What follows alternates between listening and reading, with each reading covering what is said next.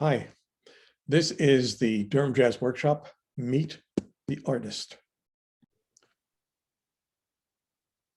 Okay, everybody, today's artist to interview is Emmaline. Hi. Emmaline Campbell, who is somewhere where it's raining and not hot, while we're down here where it isn't raining and it is hot. But she will be here.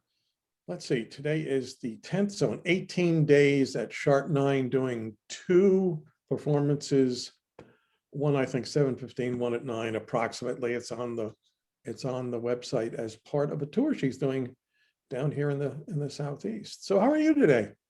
I'm doing great, thank you. How was you had a sort of a first, how was the first half of your tour that you just got finished?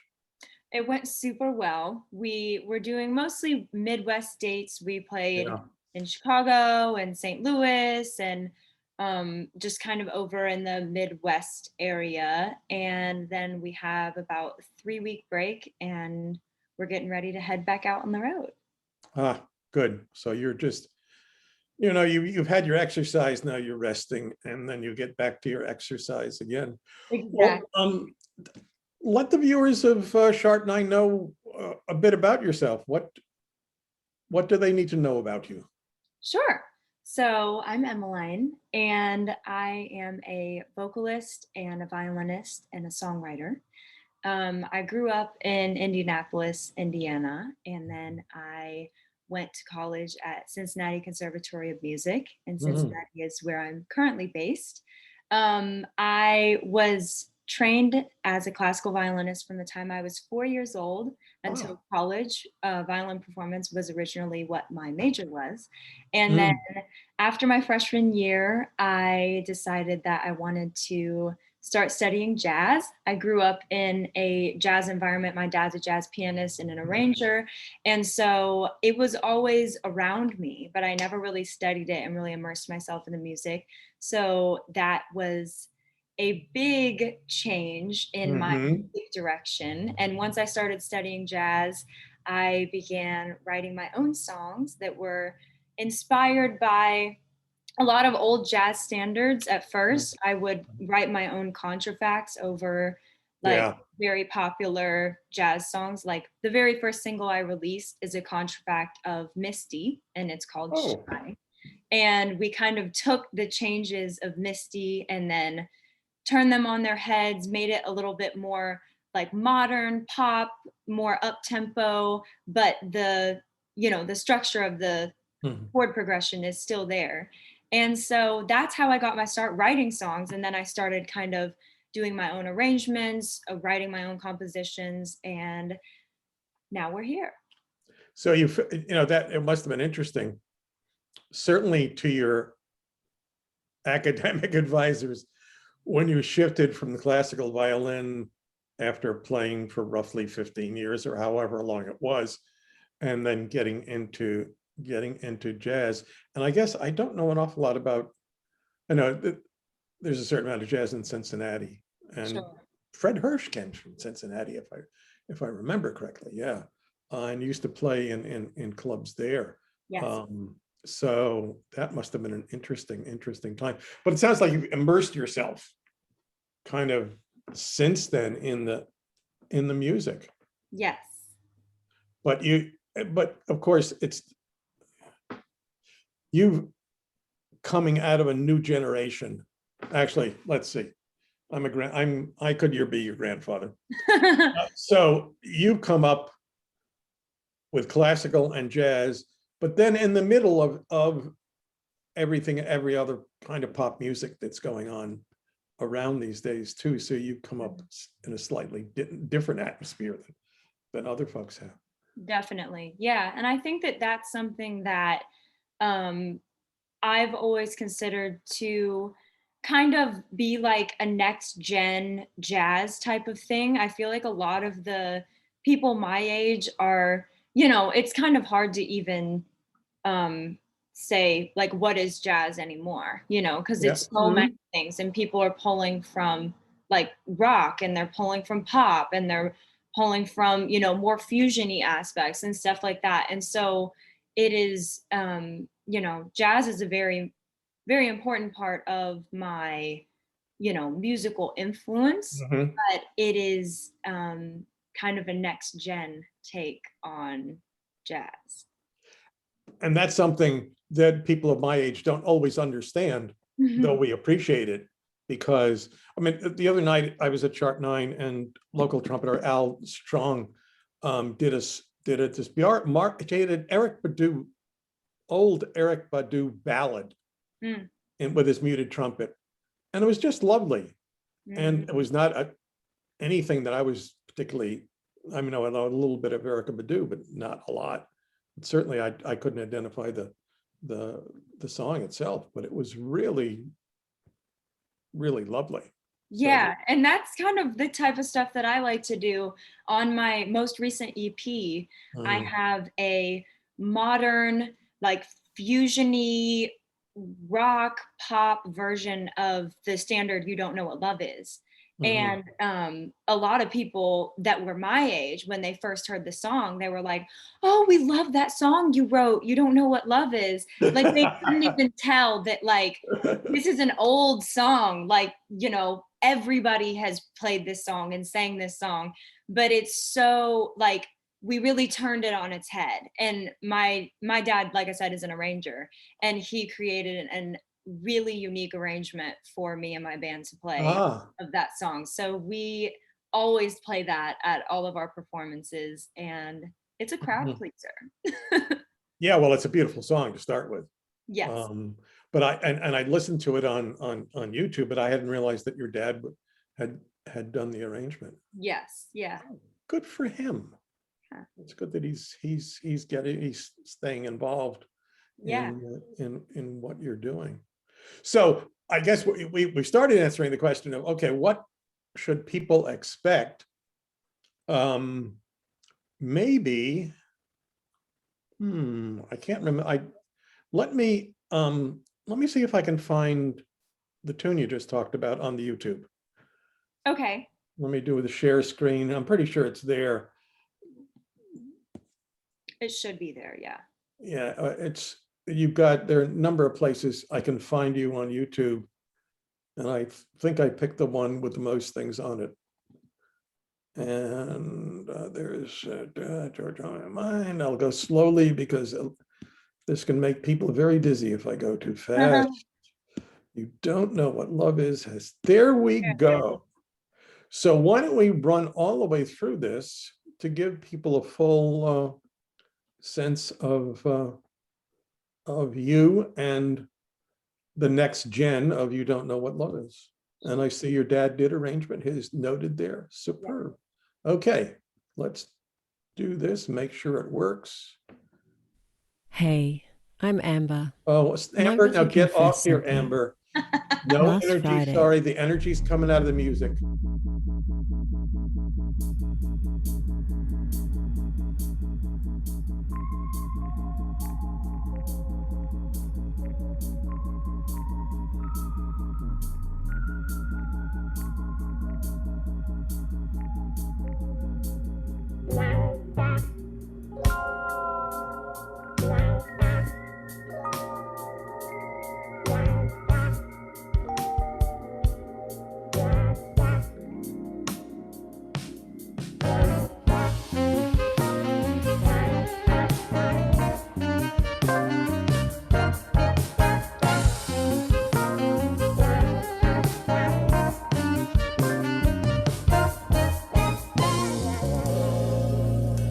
You don't know what love is till you've learned the meaning of the blues. Until you've loved a love you had to lose. Oh, you. Now you don't know what love is. You don't know how lips serve till you've kissed and had to pay the cost. Until you flipped your heart and you have lost. Oh, you.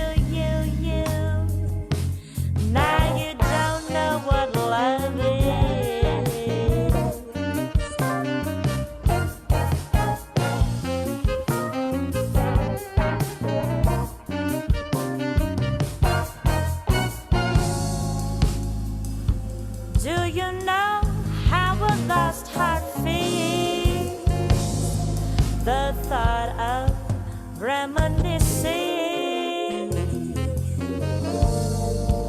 Oh, how lips that taste of tears, you know they lose their taste for kissing. Oh, you don't know, you don't know how hearts burn for love that cannot live yet never dies. Until you face the dawn with sleepless eyes. Oh, you. Now you don't know what love is.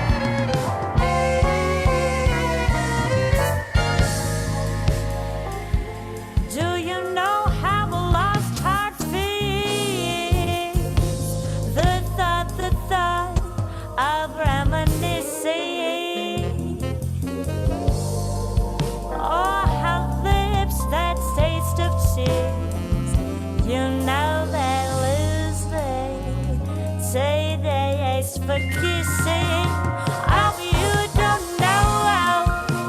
you don't know how hearts burn for love that cannot live yet never die.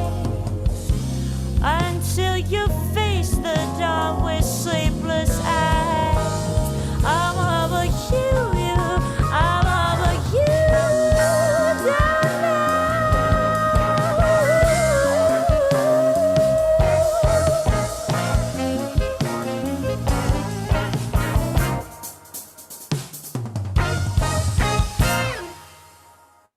Wow.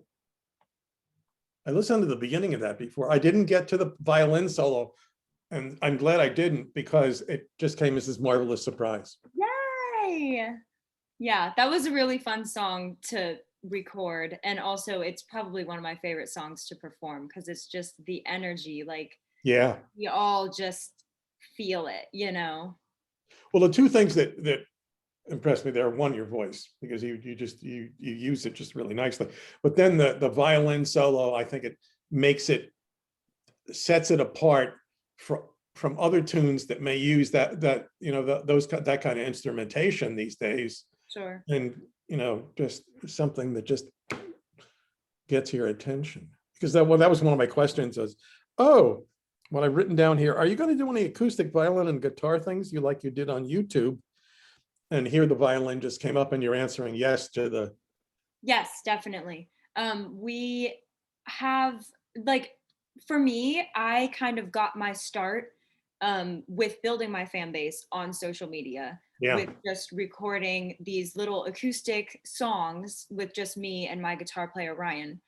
And we've been doing that now for 4 years. And Wow. so a lot of my fans and people that know my music well, they became accustomed to initially hearing my music just with guitar and voice. And so because that is a very important part of just my musical journey, we have incorporated one song specifically that is tailored just for guitar and voice. Yeah. And then we have a couple other songs that it's maybe starts out with a trio, or it starts out with a piano and vocal duo. So Mhm. it's a lot of songs will start out with just two, and then the whole band will, by the end of the song, all be coming in. Yeah. So it's intimate, and then it grows. Yeah. Well, you're covering a variety of bases there with that. Now, that reminds me too that who will be playing with you? I travel with a 5-piece band. So it's me. And then I have my guitar player, Ryan. I have my bass player, Sam, my drummer, Isaiah, and then my keyboard and background vocalist, Devin.